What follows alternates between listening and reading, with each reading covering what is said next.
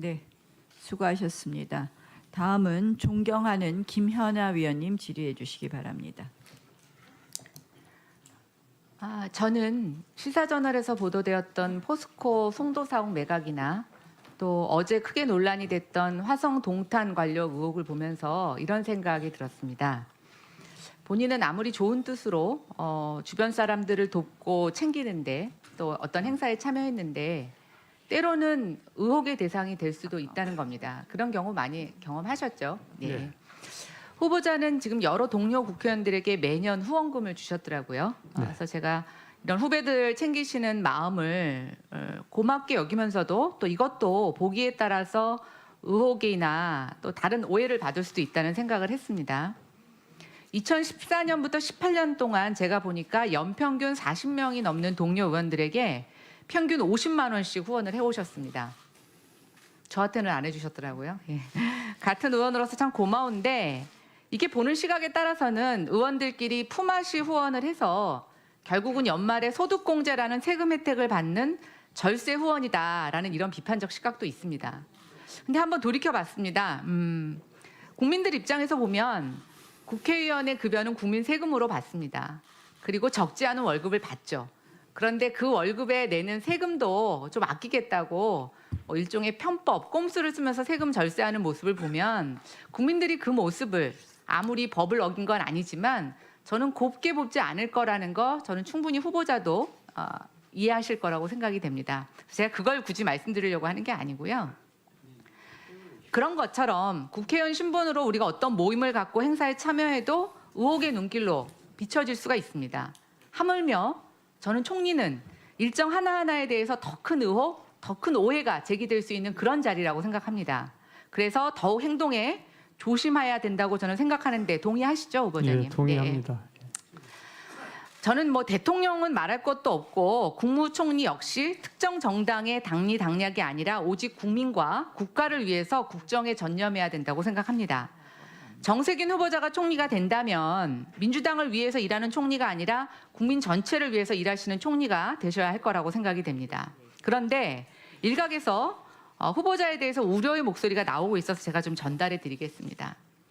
후보자는 친문 세력의 오랜 동맹군으로서 친문 세력의 총선 승리를 위해서 총선을 지원하는 활동을 할 것이라는 우려의 목소리가 바로 그것입니다. 총리가 되시면 민생 현장을 살피고 또 국민과 소통하는 현장 중심의 행정을 하신다는 명분을 내세워서 전국을 다니시면서 사실상 동료나 친한 지인들의 선거운동을 할 것이다. 선거용 선심 행정을 남발할 것이다. 이러한 우려의 목소리가 있습니다. 그런데 그런 걱정을 하시는 국민들도 총리가 마땅히 섬겨야 하는 국민입니다. 총리 후보자로서 해명하고 약속할 의무가 있는 국민입니다. 이 자리에서 안심하시라. 저 정세균은 그런 사람 아니다. 총리가 되더라도 관건 선거 절대로 하지 않겠다. 약속하실 수 있습니까? 그건 기본입니다. 만약에 총리가 선거에 관여하면 불법입니다.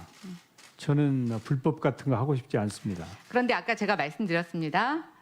의도가 아니고 법을 어기지는 않지만 오해를 사고 그런 불필요한 논쟁으로 갈 수 있는 파급 효과를 가져오는 경우도 있습니다. 그래서 제가 불상을 제가 그래서 다시 여쭙겠습니다. 아주 너무 확실하게 답변을 하셔서 저도 너무 감사하고 그래서 제가 좀 더 추가 말씀을 드리겠습니다. 그러면 총선 전까지 불필요한 지방 나들이 자제하고 전국을 방문하는 초도순시, 초도순방 자제하고 총선 이후로 연기하실 의향이 있으십니까? 제가 총리가 아직 된 것도 아니고. 그러니까 제가 가정을 해서 네. 말씀드리는 거지 근데 않습니까? 그 일정에 대해서 이렇게 저렇게 얘기하는 것은 적절치 않고요. 저는 결코 불법을 할 생각도 없고. 근데 정치에 후보자님 제가 아까도 선거에 말씀드렸지만요. 관여할 생각이 없습니다. 우리가 정치인들은요. 국민들이 왜 화내시는 줄 아십니까? 법을 어기지 않는데 정말 이상한 행동을 하고 그것을 법을 어기지 않았기 때문에 괜찮다고 하는 것에 국민들이 분노하고 계십니다. 그러니까 지금 자꾸만 답변을 법을 도덕적으로도 어기는 거라고만 얘기하시면 안 되고요. 예, 정치 도의를 잘 지키겠습니다. 네, 저는 법뿐만 아니라 예. 도덕적으로도 비난의 대상이 되지 않도록 네. 최선을 다할 겁니다. 감사합니다. 저는 오늘 그거에 대해서 답변을 안 하시거나 뭐 회피하셨다라고 하면 총리 인준에 가장 반대해야 되는 명분이라고 저는 생각하고 있었습니다. 한 가지 더 추가로 여쭙겠습니다. 그러면 이제 어떤 분들은 총리뿐만이 아니라 장차관까지 동원해서 출장을 핑계로 전국 선거운동에 나설 것이라고 의심도 합니다. 근데 한번 왜 이런가 생각을 해보십시오. 지금 연초에요. 이미 정부가 공공연하게 예산 설명회라는 형태를 갖고 또는 당정협의라는 명목하에서 너무나 의심받을 수 있는 행동을 하고 있기 때문입니다.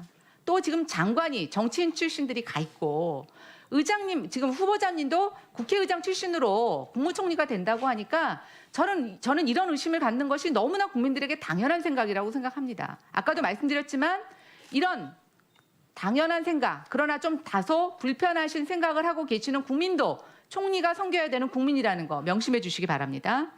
그다음에 이제 그런 의미에서 저는 어제 이제 삼권 분립 저해한다는 여러 가지 주변의 우려 불식시키기 위해서라도 총리가 되시려면 저는 의원직을 사퇴하시는 것이 맞다고 어제 제안을 드렸는데 어제 생각해 보지 않으셨다고 답변하셨습니다. 혹시 밤새 생각해 보셨습니까? 네, 아직 생각 못했습니다. 이제 점심 시간 임기가 불과 몇 달 남지 않았을 뿐만 아니라 제가 대표하는 종로구가 대표자가 없는 것이 더 나은지 그렇지 않은지는 잘 판단해봐야 될 문제이기 때문에 그 문제는 이제 지역구에 책임 있는 분들하고도 의논을 하고 해야 될 문제지 제가 그냥 청문회장에서 만약에 의논을 해서 그렇게 결정을 하실 수도 있는 겁니까? 다 열려 있는 것이죠. 그건 그렇지만은 청문회장에서 불쑥 이렇게 하겠습니다. 이렇게 제가 그러면 제가 한 가지 더 사안은 여쭙겠습니다. 아닙니다. 그러나 어쨌든 정치적인 중립성 또 행정부와 국회의 삼권 분립을 지키시겠다는 의지가 있으시지 않습니까? 그렇죠. 예. 그러면 탈당을 하시는 것은 어떻게 생각하십니까? 그것이야말로 중립성을 보여주는 정말 정치적인 행위 아닙니까? 그것도 저는 탈당하고 싶지 않은데요. 네, 이상입니다. 제가 한마디만 하겠는데요. 이제 후원을 제가 우리 이제 초선들 이렇게 조금씩 후원을 한 건 사실이에요. 그것은 다 정치자금법이 허용하는 한도 내에서 한 거예요. 그런데 품앗이 후원을 한 거 아니냐.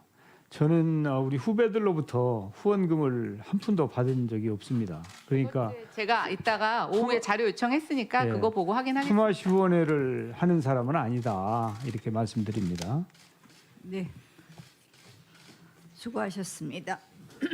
다음은 존경하는 원혜영 의원님 질의해 주시기 바랍니다.